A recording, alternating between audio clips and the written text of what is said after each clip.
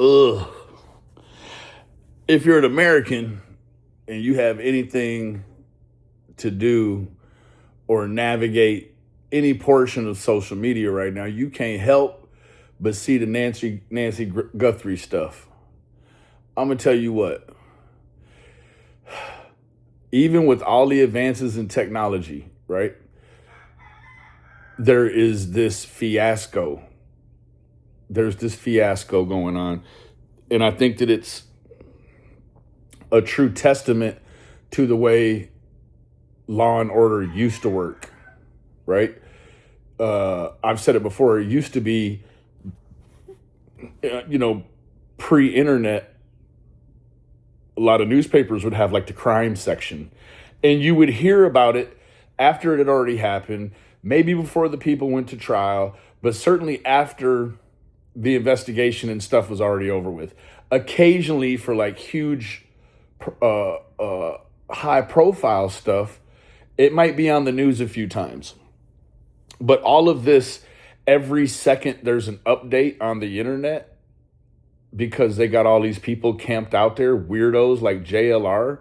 Like, at what point do we think that maybe every single movement that they're making and every single thing that they are attempting to do, it is already being exposed by weirdos that like to play with dirty women's underwear and weirdos that like to act like their uncle is Adam Lanza's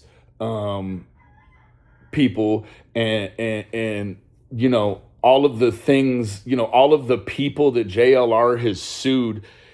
He tried to sue Kim Kardashian for taking his virginity. He tried to sue Bill Belichick, the coach of the New England Patriots years ago, for putting his penis in a vice. And this is the guy we're getting all of the in-depth information from, right?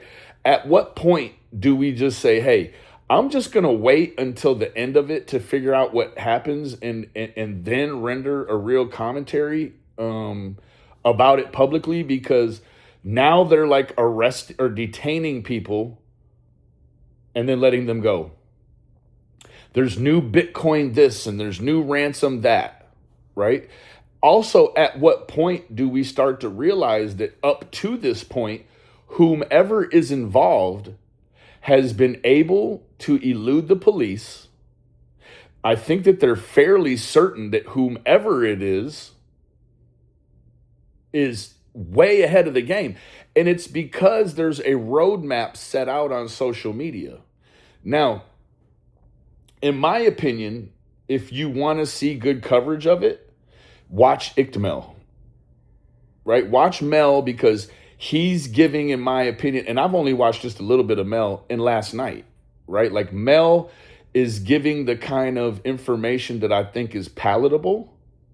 If you're watching any of the other outlets, like, you are essentially being force-fed and purged conjecture. This dude is got pizza going, like, this is a show, right? It's a show. And it's sad. It really is sad because potentially, if you're an optimist, then an elderly woman's life hangs in the balance, right? Meanwhile, it is the sort of fiasco that it's the quintessential